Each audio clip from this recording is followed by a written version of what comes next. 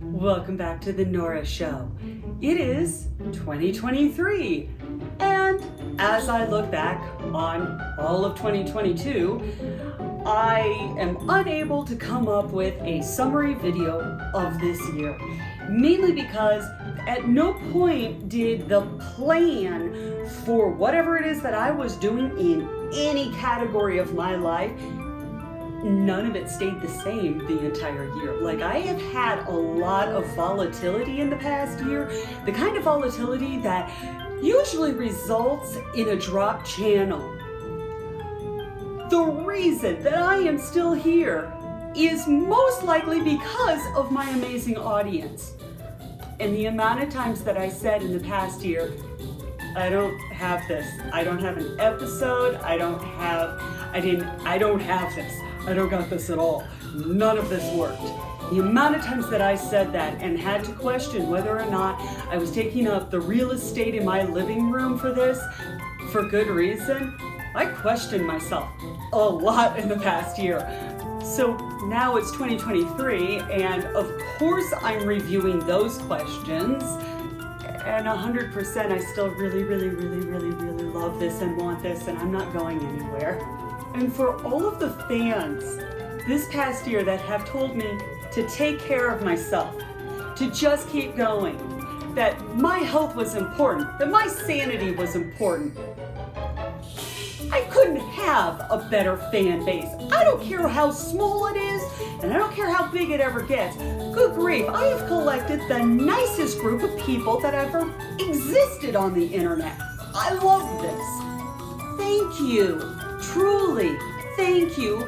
You have no idea how meaningful it has been to be able to go on to my analytics and then read my comments, and all of them are these encouraging messages of good, carry on, it's beautiful, you're beautiful, your art is beautiful. Wow, it is so validating. Thank you. So it is now 2023, and the obvious question is, what is this year's plan? Too much. Entirely too many things, which is fine. Let's just do it.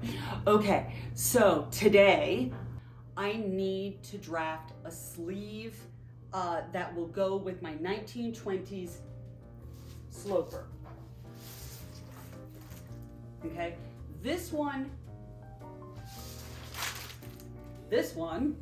back and front, is drafted specifically for the 1920s without sleeves. This is a summer mock-up of me in flat form.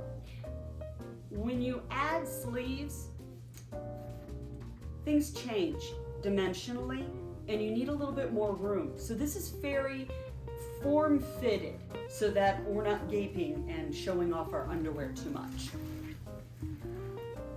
So two things have to happen.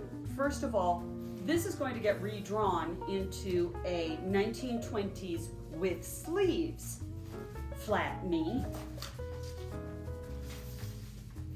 And this needs to be edited. Now, I've already cut this out, cut that out, sewn it together, done my mock-up, and it doesn't fit. So I'm going to be messing with this until it does. For everyone at home saying, but how do you do that? It is exactly what it sounds like. You draw it, you cut it out, use an old sheet from the thrift store, and you try it on. You take a marker or a pen and you start marking what doesn't fit, what's wrinkly. And then you go back to the drawing board and you redraw this to correct what you're seeing here. And then you get out your sheet again, iron your sheet flat, you cut it out, and you do it again. The worst that it's ever been has been 4, maybe 5 times that I had to redraw something. But the second that I was done with that flat knee concept lasted for about 18 months until I lost weight by accident. As long as you don't change size, your patterns are going to be at that point because they automatically fit because you're going to be going, where are you going? I don't know where I'm going. Where are you going? Do you have a plan? Oh, you're so pretty. Yes, you are. Yes, you are. Oh my goodness. Are we taking a Watson break? For all of my new people, this is Mr. Watson. Oh no. Hi. Oh, you know you're so beautiful. Yes, you are. Oh, who's the prettiest? Who's the delicatest? Oh, who's a pretty little boy? Yes, you are. Who's a handsome? Oh, my arm is so wet now. Oh, thank you for grooming me. You're so good. Yes. Okay. Okay. I'm gonna. What was I saying? I don't know. You're very distracting. You're just so darn beautiful. Yes, you are. Oh, yes. Oh, all the attention. Yeah.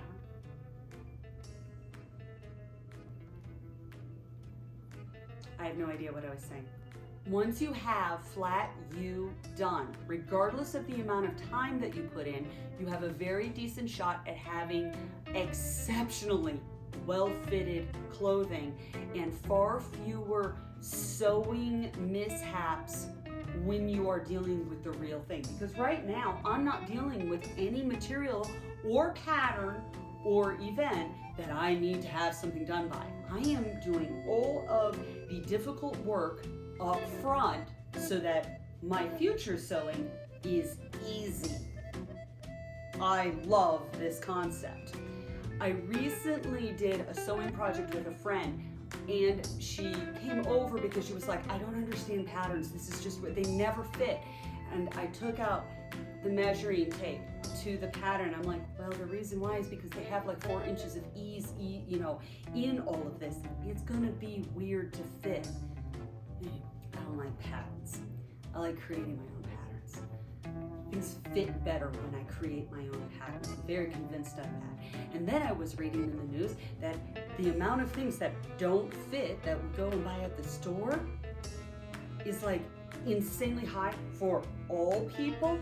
And if that's the case, and every single time we go to the store and we try something on and we're unhappy about us and our body when we look in the mirror because the clothing doesn't fit,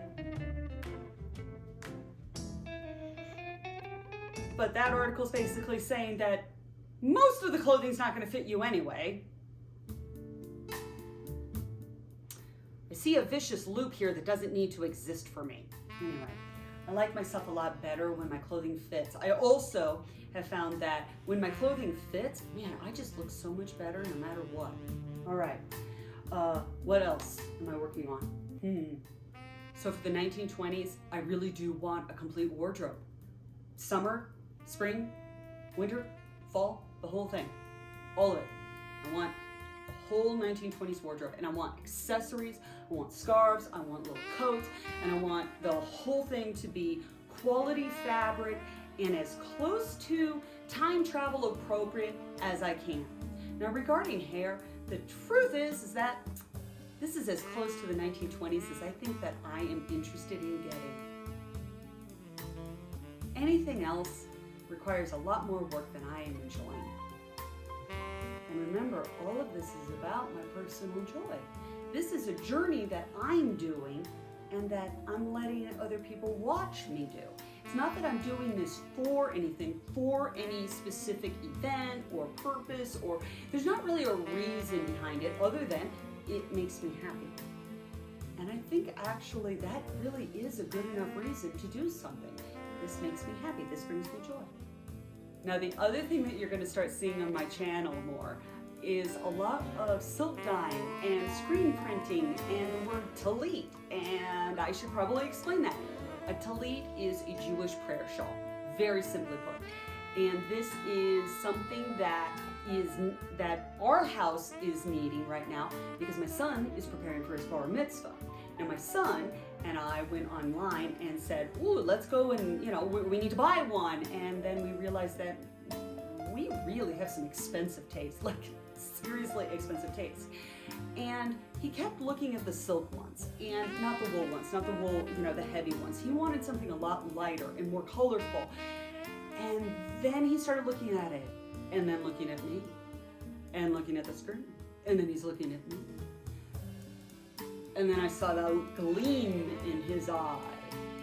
And then I started looking at it a little bit more. And I realized I had every skill that I needed already, most of the supplies in the house already, and that all I really needed to do was source the silk. And then when I looked at the dimensions, I realized, oh, I think they're getting this from Dharma Trading Company, and those were the exact same dimensions. So I bought a couple to do as a test piece, and my test piece ended up being, it doesn't look like a test piece. You ever do a muslin where it's like, okay, this is my test piece, it's gonna look like crap, but I'm gonna learn a lot, this is great. That's totally what it was supposed to be, and it's more than wearable. It is deeply wearable. It is deeply something to be proud of. That is an heirloom piece of wow creativity. So I'm feeling very encouraged, and then I started going and doing more. And then I bought 12 wildly upgraded, what I'm gonna call blanks of blank silk material, white. And I'm going to make some more. I'm really enjoying the painting. Now on that part, my husband and I were talking about how there's very few mess around and find out projects that either of us have. We are both artists in our separate little categories, but both of us have a tendency to research rather well what it is that we're doing, but then we realized we've lost a lot of the exploratory nature of outlet, like the act of exploring, the act of experimenting, the act of not entirely knowing how something's going to come out or what the parameters for things are, is actually a deeply worthy experience in and of itself. That's where the journey becomes more important than the actual outcome. Well, I found that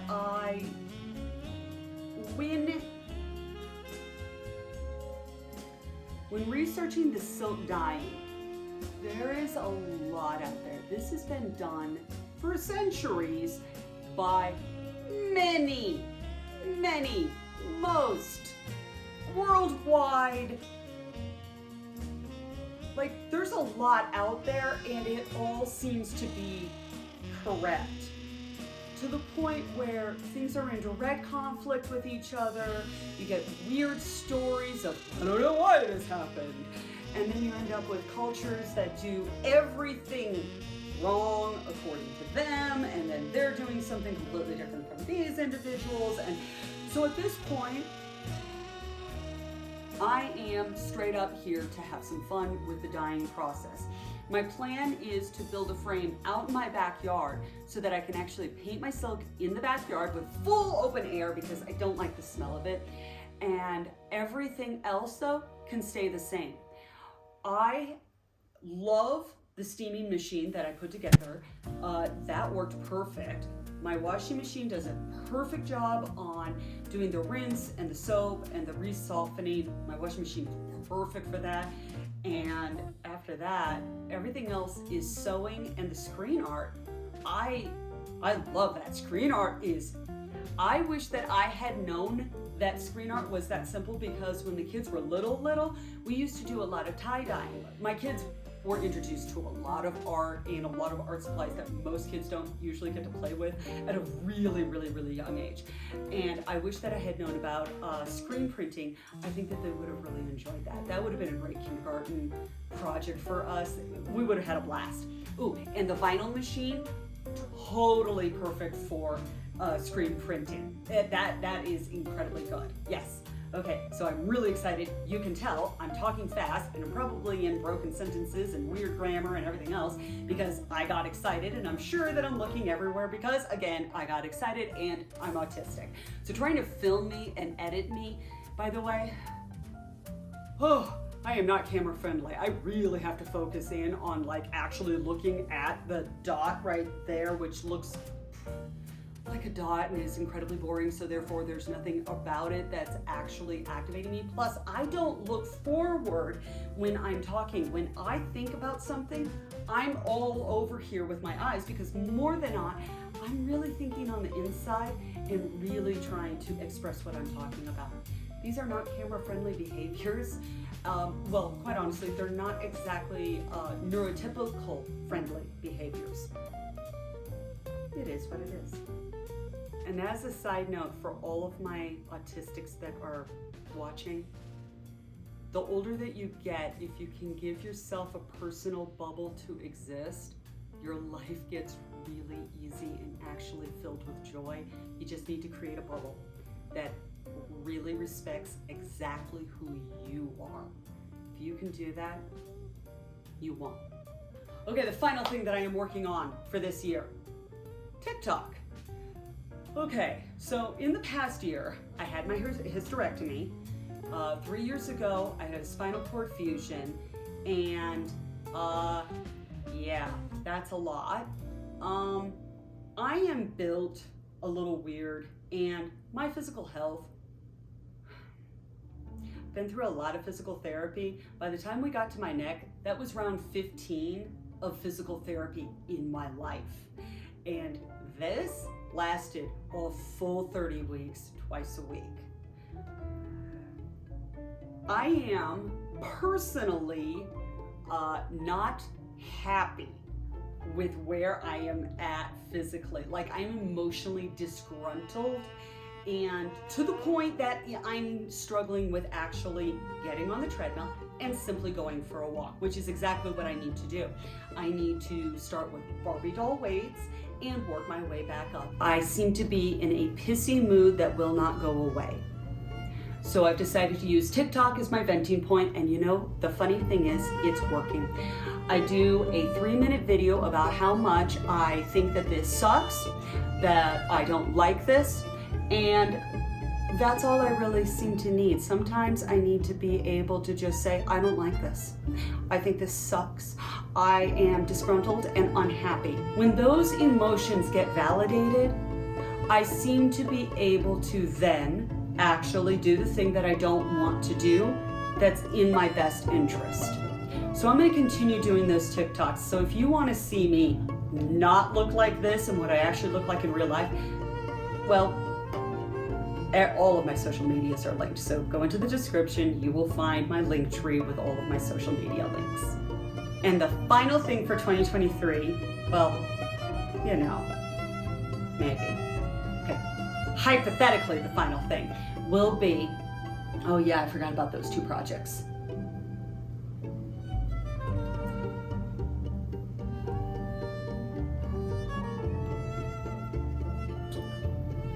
One more thing that I want to do is also do more fabric learn and burn.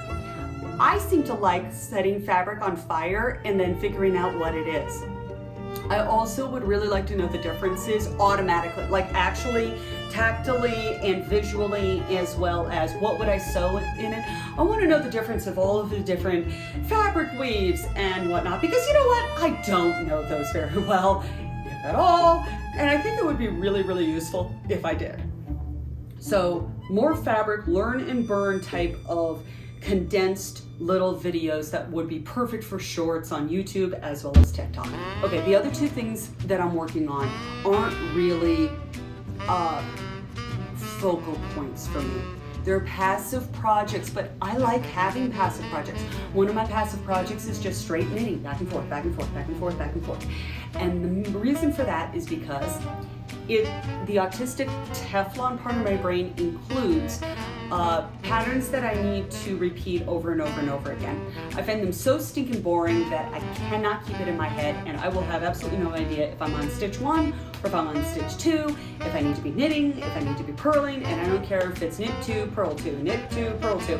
I won't follow it. It will be a disaster and it won't work. So whatever it is that I do with knitting, which I really enjoy knitting, like I enjoy the process of knitting, I really like nice yarn. I have a very nice gauge. I've been knitting longer than any other craft I have.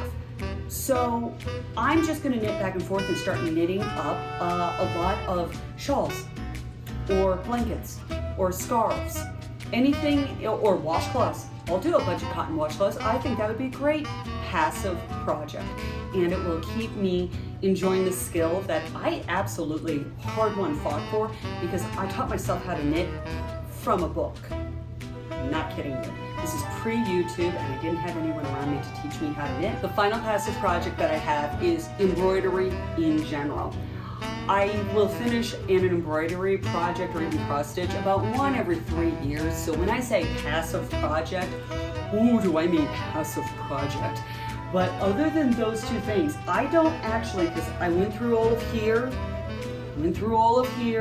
I do not have any excess projects right now. There are no UFOs, there's nothing around here that I'm going, wait, what is this project? There's nothing in my sewing closet either. So I have one box right over there of Tallit silk material, thread, and whatnot. All of that's ready to go, and it's all sitting over there. I have this basket, and it's got my flat knee muslin of this that we're working on. And then under here, I've got all of my books. I have general sewing supplies, and I have a box of really nice yarn. Okay. So I now have 5 days where my kids and husband are skiing. I have a staycation, and I have already silenced everything. I've taken care of everything on my email, my text messages, voicemails. I have nothing to do.